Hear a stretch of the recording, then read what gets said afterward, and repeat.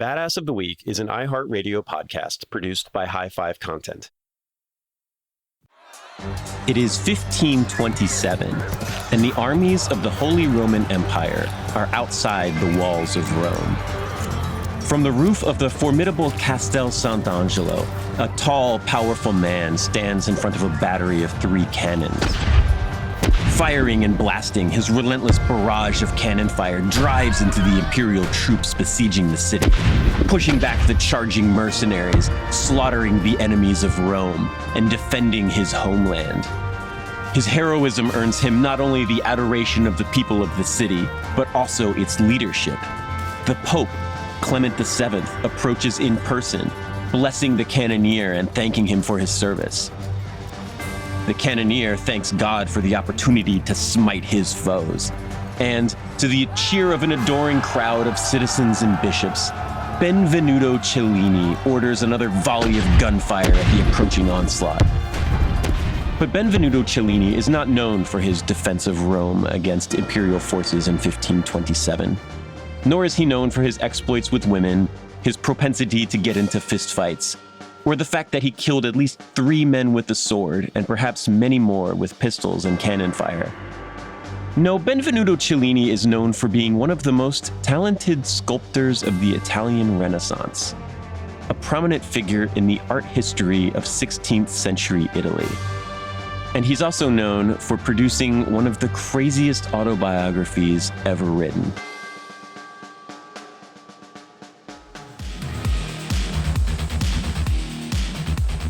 Hello and welcome back to Badass of the Week. My name is Ben Thompson, and I have a very special guest with me on the show today. Joining the podcast once again, you probably know him from his podcast, History on Fire or The Drunken Taoist. I'd like to welcome Daniele Bolleli to the show. Daniele, thank you so much for coming on. It is always such a pleasure to have you here, and I really enjoy our conversations together.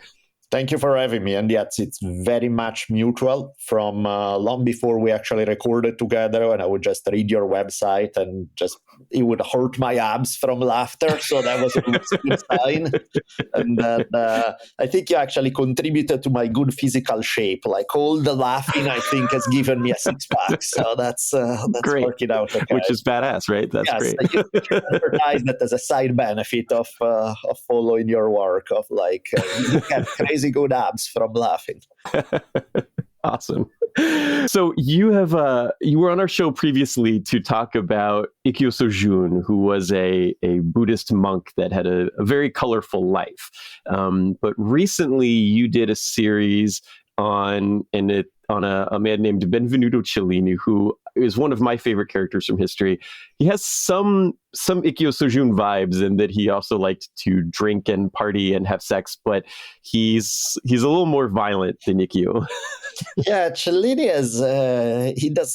he doesn't do any favors to the stereotype about the over-emotional, violent Italian, because he fits it to a T.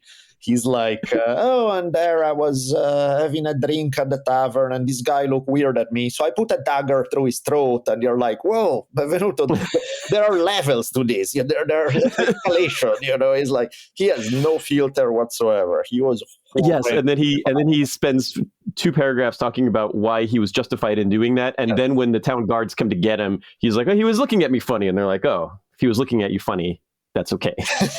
No problem. You didn't say that. I just thought you murdered that guy. But if he was looking at you funny, he probably deserved it. Yeah. Now, those are some of the funniest things. Like some of the insights in the Italian culture of the 1500s they seem to confirm every possible stereotype you can think of about. It's what you said, right? I was going to go there because you were like, oh, it's the stereotypical like Italian badass, and I was like, he's also operating at the stereotypical Italian badass time period, right? We're at the height of the Renaissance, the 1500s. Everything's kind of Italy is several different kingdoms, and they're all backstabbing each other, and there's all these dukes, and the Pope is having people murdered. There's all kinds of crazy stuff happening at this time period. And he, through his works and his book, it provides a really interesting insight into the time periods and what the world was like, right? When you read about Caravaggio knifing a guy. You're like, that's weird. And then you read about Cellini's version of what the world was like at that time, and you're like, well, maybe that wasn't that weird. Maybe these guys were just, maybe that Assassin's Creed game wasn't wrong. People were just knifing each other in the streets all the time. Exactly. No, that's what's funny about it. That, it's like I did early on in History on Fire. I covered Caravaggio, and he's such a great character. And in some way, I like him more because there's a little more. His personalities. There's something slightly more relatable about Caravaggio. But Caravaggio, he's also a crazy badass, got into fights, killed a guy in a duel, was wanted for murder. There's all that, right? But then you look at Cellini and you're like, okay, Caravaggio was a nun by comparison, You only killed one guy in a duel. What a wimp, Right. Yeah, you'd want to hang out, like you'd want Caravaggio to be your friend, but Cellini is the story that you want to read about. When it's like, I want to read the craziest possible John Wick version of the Italian Renaissance. What did you watch? So I'll say I came across Cellini's story many years ago. I had never written about him, and I've never talked about him on the show or in the books or anything. But I've always kind of had this idea in the back of my head that, like, if you could turn his autobiography into a movie, right, and just kind of play up the whole self-aggrandizing, like just make it over the top, I think it would be really fun, right? It's hard to tell with him how much is intentional humor and how much is unintentional. You get the vibe that a lot of it is unintentional and is not very self-aware, because throughout, how do we know so much about his life? We know so much about his life for multiple ways. One, because he wrote about it. It's one of the most complete and full autobiography written in the Renaissance. And then also he was a famous artist, so there's references to him in all sort of other historical documents. So we know a lot about the fact that a good chunk of what he writes about is probably not made up. He's probably spot on. Then, who knows, there may be embellishments here and there. But the funny thing is that usually when people embellish their own story, is to make themselves look cooler and nicer and better. Cellini is like confessing page after page, is confessing to the worst crime possible, without seemingly having any clue that anyone else would look at those things going, that's not a very nice thing. He's like, even at the beginning of the book, he's all like, I want to give thanks to God for rescuing me from my affliction. And it sounds like this very pious religious book. And then you start turning pages and it's like, sex with men, sex with women, murder again, escape from prison. Now it's like, I didn't murder this guy, but I crippled him on purpose because I didn't like it. Okay, Benvenuto. I don't know about the religion angle here, but the religion angle is like, I want to thank God for letting me cripple this guy. I want to thank God that this guy dropped the lawsuit because I stabbed him in the legs a bunch. Pretty much how, when you watch like UFC fights and there's a guy who just elbow another dude into unconsciousness and a bloody mess, and then they interview them and they're like, I want to thank God for giving me the strength to what? To elbow that guy into unconscious. It's so fun. Pummel your fellow man unconscious. I'm not sure that's what he had in mind, but you do you, right? Yeah. So my first encounter with the autobiography of Benvenuto Cellini, which is maybe one of my favorite historical primary source documents ever written, was I have a friend who was an art history guy, and he was like, have you ever talked about Benvenuto Cellini? Cellini is the guy who he did the sculpture of the very famous sculpture of Perseus holding the head of Medusa. This is anytime you see anything about Perseus or in a textbook or anything, that's the piece of art that they use to represent Renaissance sculpture and also that story of Perseus. And I'm like, oh yeah, okay, cool. Yeah, that's pretty cool. But I don't really do a lot of art history on Badass of the Week. And my friend was like, dude, this is not art history. This is like this is a guy he's like defending the Pope with a shotgun. He's like knifing guys in the street. He's got these blood feuds. He's murdering people. He's having sex with prostitutes and all this crazy stuff. Like all of his models for his artwork, he's sleeping with all of them. But he's also like summoning demons with necromancers in the Colosseum. Like this is a crazy story. And we were talking before the show, like if half of what this guy says is true, and a lot of what is in the book is documented in other sources, maybe not the summoning demons, but like we know he was in Rome at that time and he was talking to these guys and that they were real people. But it's a wild ride. A very wild ride. Yes. And I think it's funny that I had the same thing with Caravaggio, how you get the story of these two Italian artists. And, anytime you say, oh, I'm going to tell you about the life of an artist, it's like, it's a painter. Like, how cool can that be? I'm sure his art is great, and it's like, no, you don't even know in fact, to me, like, I always compare it, because when people think painting, they have a certain idea of what a painter life would be like, and is very artistic. Right. And some of these biographies read like that. It's like, and then he moved to this town and he was the patron this guy was his patron and he painted these 5 pieces and he met these other artists and that influenced his work in this way. And you're like, okay, that's great. But like, it's not quite what I was looking for, or like, it's great if you are into if you were an art history kind of person and you're like, oh, there actually is some interesting stuff. He learned to work in this medium. Okay, that's not quite what I'm looking for a Badass of the Week article. You know what I mean? No, but yeah, with those guys, with Cellini, with Caravaggio, it's more like reading a hip-hop cruise in the 90s where, it's like they produce a gold, platinum album, and then the next moment they are shooting each other in the street. And it's more that life. It's more like... Right. Yeah, straight out, you titled your series on him Thug Life. And yeah, it's like, when you see the film version of Straight Outta Compton, like there's not a lot of long scenes of them sitting there kind of working out the beats or like writing the lyrics, that's not the main draw of the character.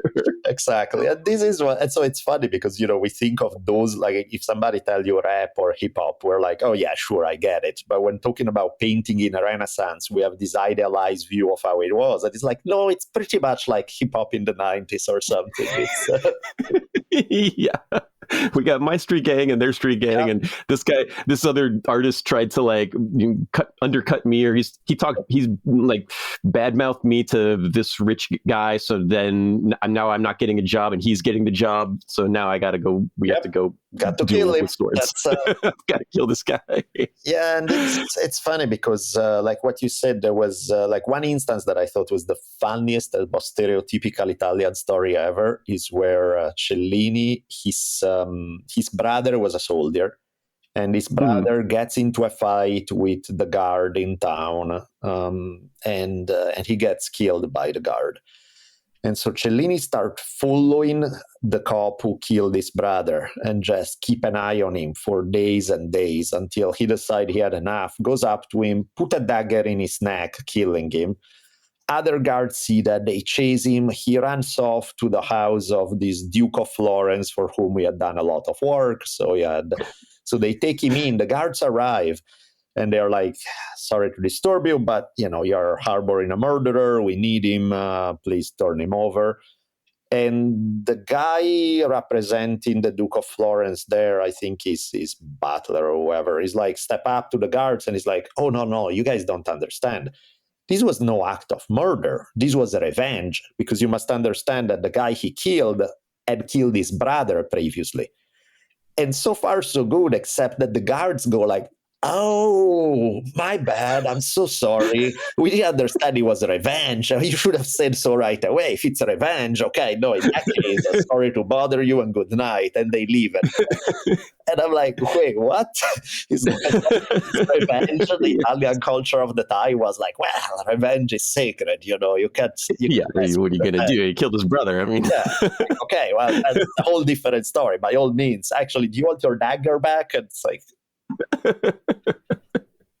Yes. I mean, so maybe we should kind of get into the life of Benvenuto Cellini, because there's so many stories like this that are just really great. So we're going to take a quick commercial break, and then we're going to get back and talk about the life of Benvenuto Cellini. So stay with us, please.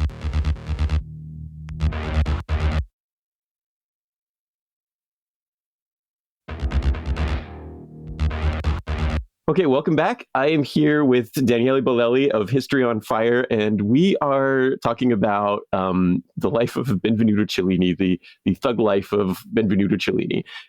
So one thing I like about Cellini, and is that he was born in the year 1500, which makes it very easy to parse what year, how old he is when various things are happening. I always like it when there's like a round number involved in a birth year. So he's born in Florence in 1500, and his father was a musician, but he ends up kind of getting into goldsmithing as he apprentices as a goldsmith. He's an artist. And Daniele, pretty early on, he starts getting into trouble. I think at around age 16, he's banished for getting into a fight. So, like, he's got a pretty interesting, even from a very early age, from a teenage age, he's hot-headed and looking for a fight. Yeah, it starts out with, kids fights in the street. It continues with rivalries with other goldsmiths to talk crap about him, to get commissions. And this is an ongoing thing throughout his life. There's always going to be this competition with other artists to get the contract with a patron and stuff. And of course his way of solving it is, and then I pulled out my dagger and I attacked them, and and that seems to be so. Yeah, he gets kicked out of Florence because of that, and which seems to suit him because he gets to make his way to Rome, which was the heart of the cultural world in Europe at the time, since so much money was flowing through, especially as a result of. This is at the time when the Protestant movement is kicking in, when Cellini is a teenager, and the very beginning of the whole thing, especially later on in his life. And it was already happening that the church was putting money into art to kind of attract people to church, but also even more so when the competition with the Protestant movement will kick into high gear later on in the 1500s. It becomes an even bigger deal because they want, whereas the Protestant theology kind of discount the impact of visual things and art and sculpture, Catholicism goes all out into trying to make their churches as beautiful as possible and everything else to attract crowds. And so they put a lot of money into art. So artists had a blast at the time because there were so many commissions floating around. Yeah. And one thing I loved that you were talking about on your show was that, like, even within the church, because you can't escape this kind of attitude of this time where the cardinals were competing with each other to have like the coolest seals or the coolest, like, gold sculptures and things on their desks at their offices or whatever. Like, so I mean, I always think of that scene from American Psycho where they're comparing business cards. Like, it's like the Catholic priests at this time and the bishops and the cardinals were doing that, so they kept hiring people like Cellini to make really, really fancy symbols for them and logos and brooches and stuff. Yeah. And so yeah, absolutely. And that's how he makes his money. That's how, and again, we think cardinals or popes and some kind of like holy religious things. These guys were into power like any other politician. It just happened to be a religious institution, but they lived lives of luxury for the most part. They had mistresses, they had illegitimate kids. There was like the whole culture was a little on the wild side, that's for sure. Yeah.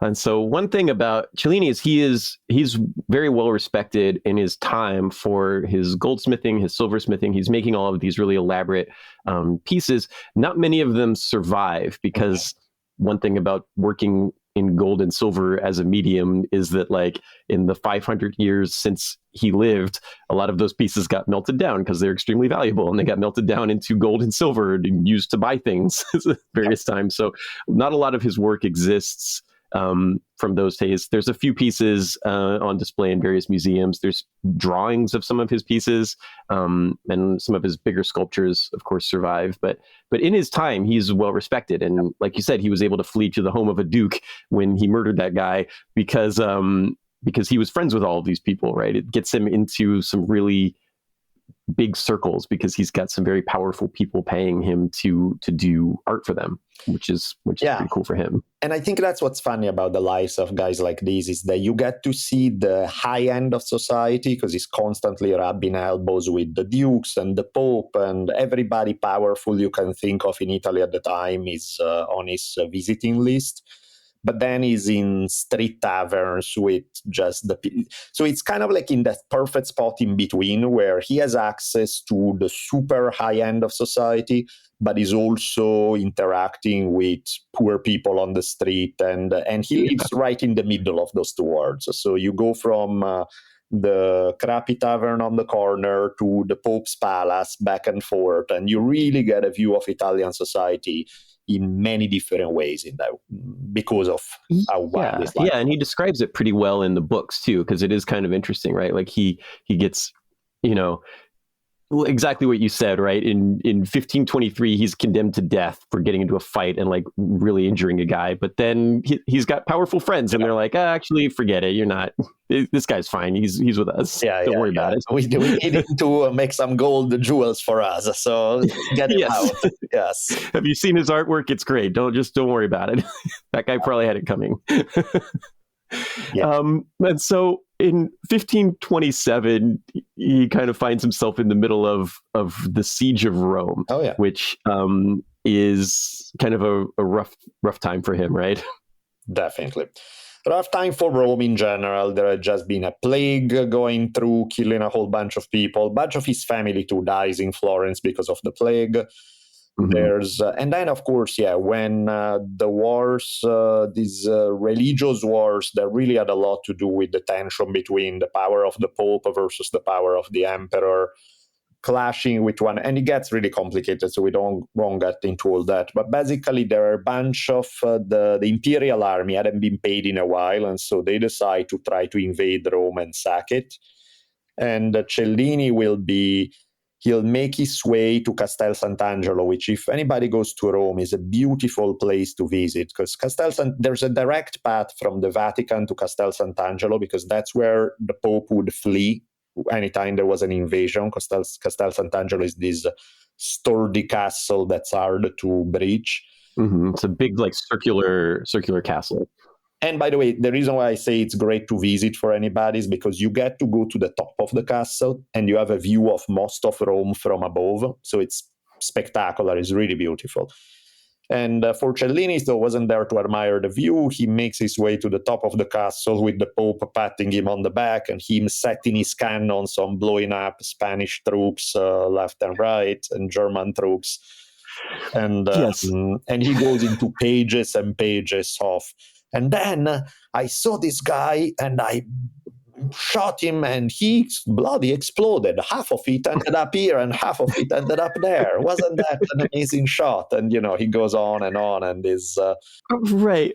And so the version of the story... So the Holy Roman Empire attacks Rome, which does not seem very... They're attacking Rome to imprison the Pope, which it doesn't sound very holy or Roman, but they do it and they surround the town and they're attacking it. And yet Cellini goes up onto the roof of the Castel Sant'Angelo with a cannon or perhaps several cannons. And to hear him tell this story, he is like holding it like, I don't know, like Arnold with the minigun in Terminator 2, just like blowing up vehicles and horses and people. He's firing it fully automatic, like, and the Pope and all the bishops and nobles of town are like cheering him, like, yeah, go.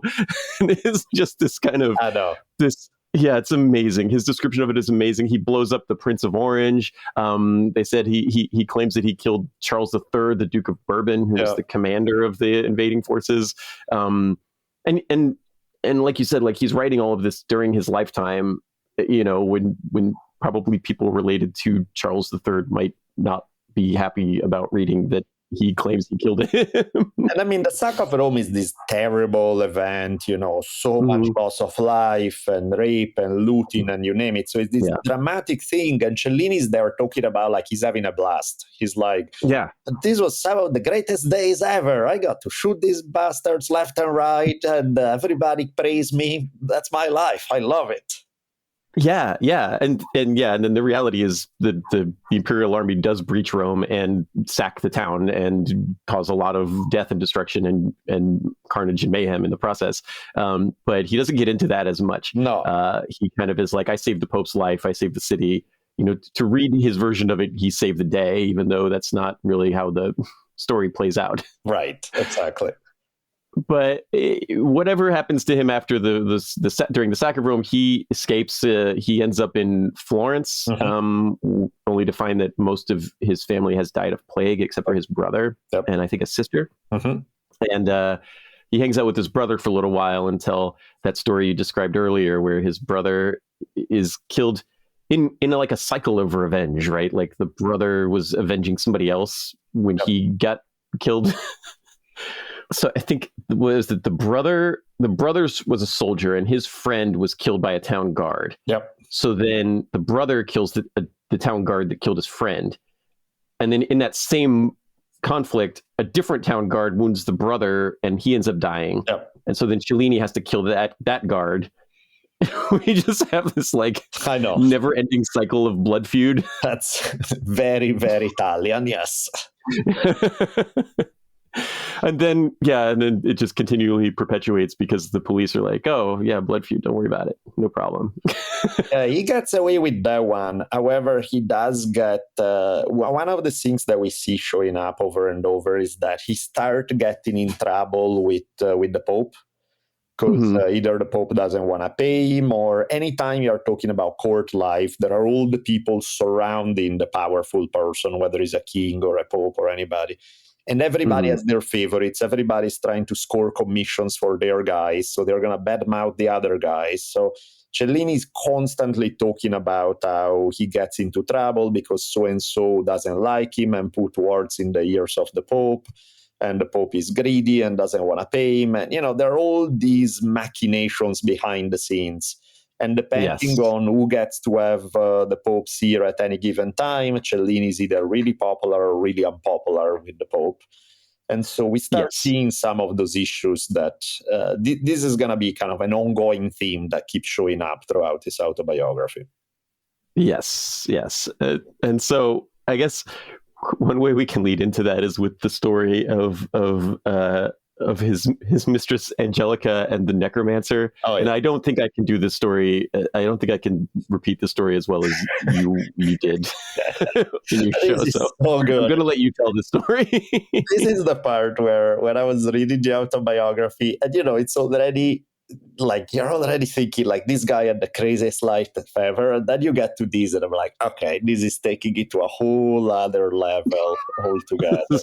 The story just took a left turn. That's the way it goes, quickly told, is that he's in love with this woman. And by the way, there are tons of stories about him being... he clearly was having sex with women, with men, probably with goats, you name it. And that is even with Angelica, he's pining over this woman, Angelica, who has moved to Sicily. Her mom has moved her to Sicily to get her away from Cellini. And Cellini's like, I have these two other mistresses, but I really miss Angelica. I know.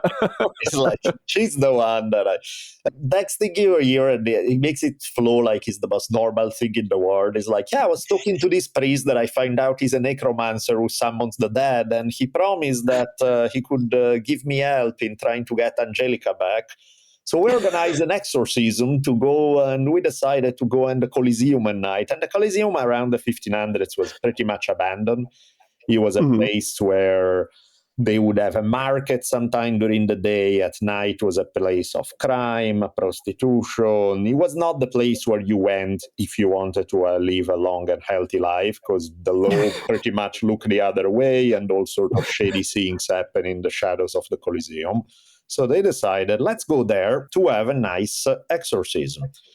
So these guys start reciting incantations and summoning demons, and Cellini's there with like a couple of friends and this young boy who came, because of course, why not have a 12-year-old boy with you when you're summoning demons? Right. The first time they tried it, like the first time they tried it, they summoned all these demons, and all the demons show up, and the necromancer's like, all right, Cellini, what did you want? And he's like, yeah, I want to see my girlfriend again. And the demons are like, no. And then they go away. And the priest is like, you know what we need is a virgin boy to come with us. Yes, that will get the demons going more. Because the demons can't have, they're dead, so they can't have sex. So they're jealous of you because you can. So if you bring a virgin boy, then they won't be jealous of him. Make perfect sense, right? Yeah, sure. Passes the logic test. Those are the rules. They have these other exorcisms. But the way Cellini describes is that they all get really freaked out because they start seeing these demons showing up all around the Coliseum. They're all screaming and crying. The necromancer himself is like having a panic attack. Like, oh, too many demons. I can't control this. They are all freaking out. They don't know what to do with it. And, the necromancer is trying his figure. Is like, oh, it turns out I cannot control them. This is a bit of a problem, and this is where this is made for your website and for your this is where the story takes a turn that one of their friends is in such a panic that he ends up having this attack of just explosive diarrhea. And at this point, even the demons go like, oh, hell no, this is too much even for us. This stinks. And they all run away. But not before having promised that Cellini would see Angelica within a month. And then Cellini later on goes like, and sure enough, it worked. Exactly a month later, I ran into her again. And it's... but it worked because he goes back to Rome, and then some guy is like complaining to him about something, so Cellini hits him with a rock, and then he thinks he's killed the guy, so he runs in, and his rival, this guy Pompeo, goes to the Pope and is like, Cellini just killed a guy, and the Pope's like, all right, well, I guess we got to hang him. So Cellini's like, I gotta get out of town, and he runs out of town, and he ends up staying at some inn where Angelica is. And he's like, see, it all works out for me. It all works. All I had to do was summon demons and almost kill this guy. But the story of the diarrhea chasing demons away, that's you don't get autobiographies like that anymore. No, on your show you were like, okay, I know you came here expecting like a discussion of like serious historical topics, but here we are. Here I am describing an explosive diarrhea attack. I mean, and honestly, I picture comedy film, like fart noise, and then everybody starts laughing, and now they can't do the exorcism anymore. Pretty much. It's wild. And then, after some of these rather bizarre events, Cellini makes his way to France. Because he figured, okay, I'm kind of losing favor with the Pope. Let's go to the French court, where the king is also investing a ton in art. Let's see what I can do over there. And, we see some of the same patterns over there of him gaining a lot of success with the king, getting commissions, making money, all this stuff. But then, of course, there's all the courtier life, and the rivals try to badmouth him. Of course, there are 10 zillion reasons why one would legitimately badmouth Cellini, because he does not exactly behave. His behavior helps his opponent, let's put it that way. He does not see it that way. Of course he doesn't. He believes he was completely justified for every stabbing he did. I love the story of him. He's going off to France, and it's like, it was an uneventful trip. It was really an amazing journey, except for this time these bandits attacked us, and me and my friend had to fight off like 6 guys with a sword. Yeah. But we did it with great skill and vigor, and everything was fine. We were laughing and singing the whole rest of the trip. Yeah, that's a side note. That's like, it's barely worth mentioning, It's, but it gets pretty funny that way. And then I think it's at this stage, because he goes to France twice, and the first time he has some success, but then eventually he decides to go back to Rome, and that's where things, the whole game eventually catches up with him, because the Pope is angry with him because of some of the court gossip that has been putting Cellini in a bad light, and some of the things he has done. Moral of the story: he ends up a prisoner of the Pope, and most of his friends begin to despair that he's gonna get murdered in prison, or they are just gonna let him die there of starvation. Right. And so so the Pope that he defended during the sack of Rome was Pope Clement. He dies. And I love the way you describe this, because I didn't know any of this part, but like Pope Clement dies, and then it's basically like the purge for 3 days in Rome when a Pope dies. Like everybody, because the new Pope doesn't get brought in, and when the new Pope comes in, he generally absolves everybody of their crimes. So when the Pope died, everybody just started whacking each other. They settle all their old scores in like 3 days. And so that's what happens with Cellini, that guy Pompeo who sold him out and told the Pope, like, oh, he killed that guy with a rock. That guy shows up and tries to start trouble with Cellini. Cellini stabs him to death. And then the new Pope comes in, but the new Pope was kind of friends with that Pompeo guy. And now Pope Paul III is not excited about Cellini, and now he's got a big enemy. And like you said, he ends up not for that murder, but for a thing that he says he didn't do. The story goes that one of his assistants in his shop, at the goldsmith shop, is mad over pay. And so eventually he knows that the Pope has it for Cellini, and he goes to Cellini accusing him of having stolen some jewels back years before during the siege of the castle. Right. And then he's imprisoned in the castle. He's imprisoned in Castel San Angelo, which is the same place he was defending with the cannon during the siege of Rome. And, here hilarity and comedy ensues, because the warden of the castle is just batshit crazy.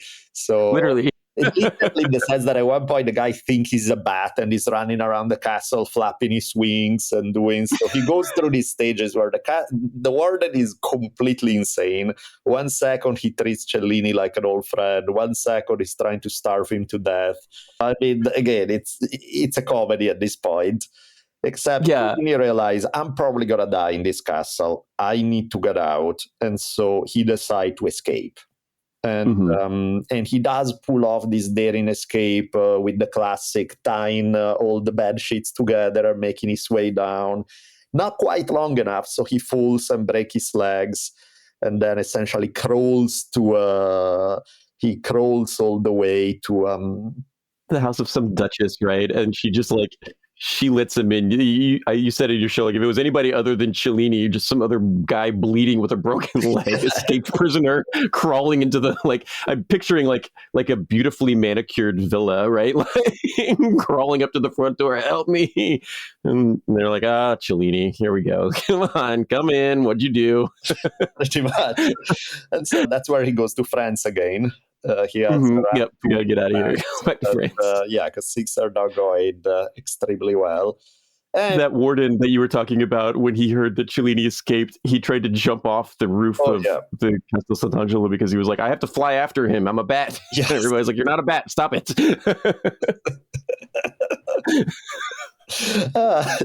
These stories are just like, you cannot make this up, right? No, exactly. If you saw this in a movie, you'd be like, this is absurdist comedy. Precisely. It really reads like that, the mix of extreme violence, these hilarious things, it's all so surreal that a page after page you're like, come on, this can't be real, and can't be true, but it's pretty funny. So then he goes to France a second time. He claims he kills a guy on the way out there. Like there was some why not? local postman or something who was told Cellini he owed him some money for borrowing some horses or something. Cellini, it's like, I had to kill this guy. He was rude. So I don't. It's been too many days since I killed somebody. So I had to keep water. He was rude, and then everybody in town told me I was great for killing him because he was actually a huge jerk and he deserved it. So I actually did that town a favor. Anyway, I got to go. Pretty much. And by the time he gets to France, he makes the kind of dumb mistakes that you would expect him to make in not reading the room. So, for example, he gets on the bad side of one of the mistresses of the king, one of the main ones. So, whereas the king likes him, the mistress feels that he has been kind of overlooking her and not really paying enough attention and producing enough goods for her, and he's kind of rival with one of her favorite artists. So getting on the bad side of the mistress who's constantly whispering into the king's ear is not a good idea. So he's going to run into, while the king on one end is giving him all sort of honors and villas to stay in and all of that, he also gets into trouble. And both because of his murderous disposition and also because of, court rivalries going on. Yeah.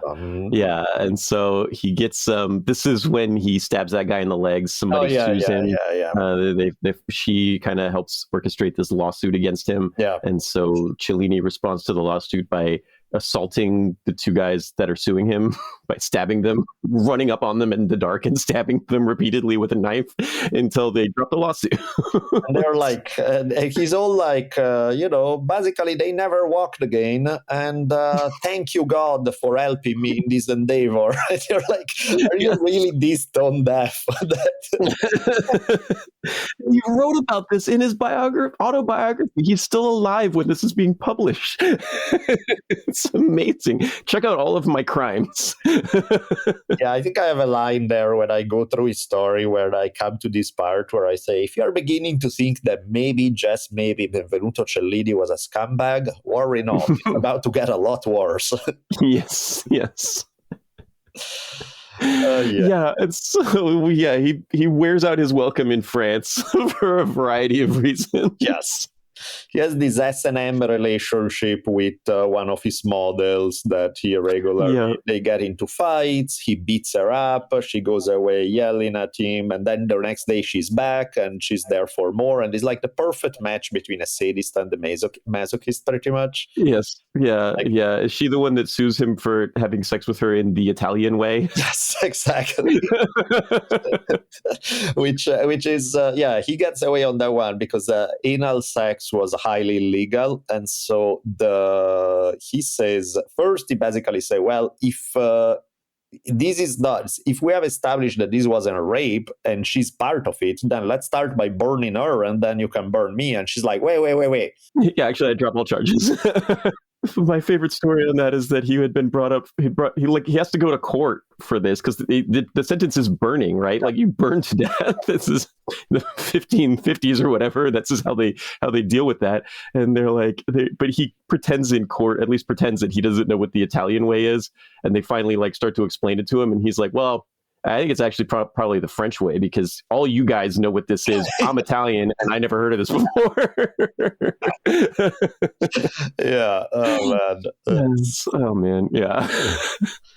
But after this is when he returns to Florence and he starts working for the Cosimo de' Medici, the Duke of Florence. And this is when he does the Perseus. This is when he starts writing his autobiography.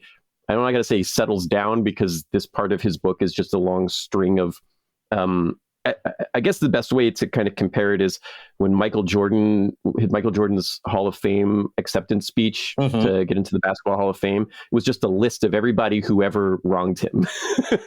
He was just like, everybody's like, we get it, Michael. Everybody thinks you're the greatest basketball player of all time. You don't have to remember the name of the high school coach that moved you to the second string when you were 16.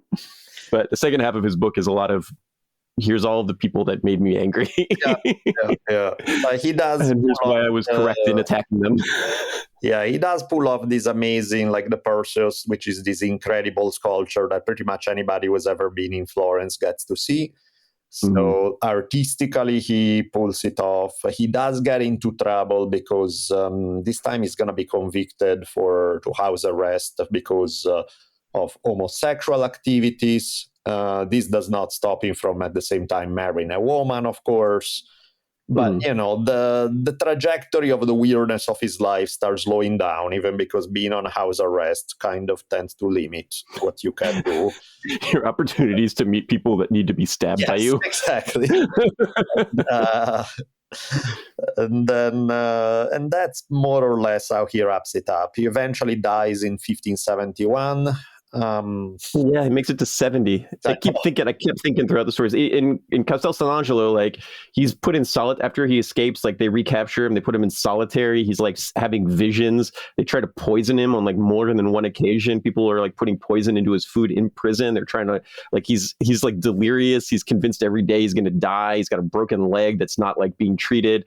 there's several occasions where like he's in life or death sword fights, and people are shooting at him, and kings and popes are like trying to kill him unsuccessfully. He's sentenced to death by hanging or burning like on multiple occasions. Yet he still makes it to 70, and he survives like the plague. Like he lives in 2 towns that get completely decimated by the plague. He survives the sack of Rome. Like not many people survived that. Yeah. Right? He's in all of these crazy situations where normal people would have died. And he's not a normal person, but yet he still makes it to 70. He's the kind of guy who like smoke 3 packs of cigarette a day, drinks a quart of whiskey all the time, and he's like, "Look at me, I made it to 95. There's nothing wrong with this." That's the secret to my success: is to smoke 3 cigars a day. Pretty much, the fact that he makes it to a respectable age is one of those curious miracles that make no sense. But yeah, it's what a story. Yes. So I have a question here in my notes for you. What did we learn? I don't know what the answer is, but I feel like we learned something here today. I think that, like, if you're looking for lessons in ethics and morality, this was probably not the episode for you. It's like... I don't think this is a podcast for you, honestly. But I think we definitely learned that Italians take revenge very seriously. That's for sure. And yeah, pretty famously take revenge seriously. But yeah, it really is like the most interesting bit is that, like, this guy was kind of this wild, demon summoning, Pope fighting, kind of violent nut job, but his art like persisted, right? So his sculptures are still on. You can still see that Perseus if you go to Florence.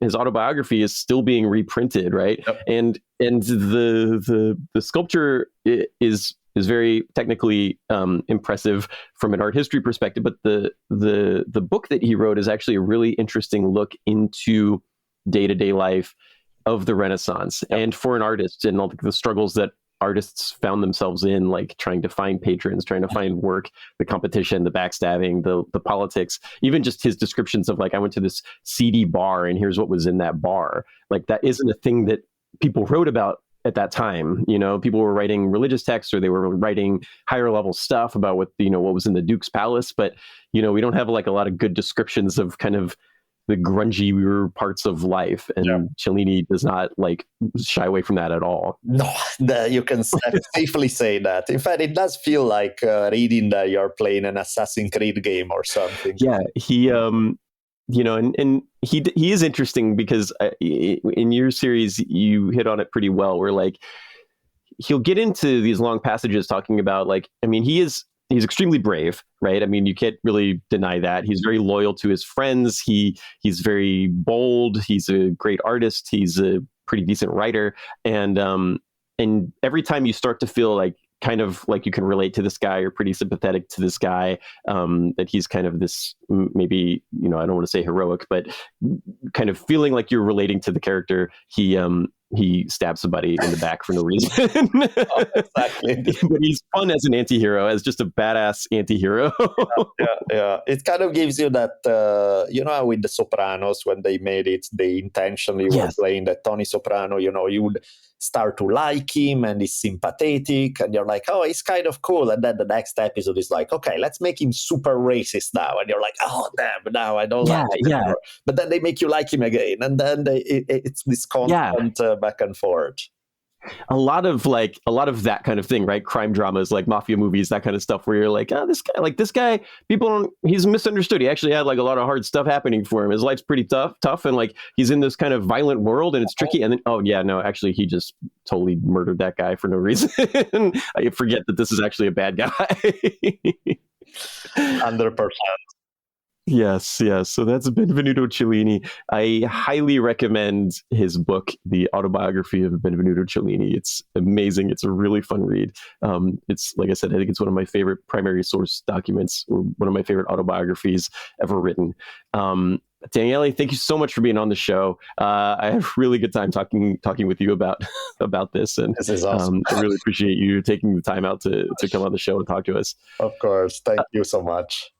Yeah. So if you guys want to see more of Daniele, he has a couple of podcasts. He does History on Fire, which I highly recommend. There is a great series on Cellini.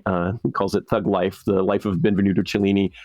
It's a 2-part series. It gets way more in depth than we were able to get with this episode. And you always do a great job with the research and the storytelling. And there's a lot of really funny bits to it. So I highly recommend that if this was interesting to you guys, you should check that out. And you also have a podcast called The Drunken Taoist, which is a little more freeform than the History on Fire stuff, but is also really a fun listen. So thank you guys so much for tuning in and listening to the show. And thank you, Daniele, for being part of this. Thanks so much for having me. All right. We will see you guys on the next one. Badass of the Week is an iHeartRadio podcast produced by High Five Content. Executive producers are Andrew Jacobs, me, Pat Larish, and my co-host, Ben Thompson. Writing is by me and Ben. Story editing is by Ian Jacobs, Brandon Phibbs. Mixing and music and sound design is by Jude Brewer. Special thanks to Noel Brown at iHeart. Badass of the Week is based on the website badassoftheweek.com, where you can read all sorts of stories about other badasses. If you want to reach out with questions, ideas, you can email us at badasspodcast@badassoftheweek.com. If you like the podcast, subscribe, follow, listen, and tell your friends and your enemies if you want, as we'll be back next week with another one. For more podcasts from iHeartRadio, visit the iHeartRadio app, Apple Podcasts, or wherever you get your podcasts.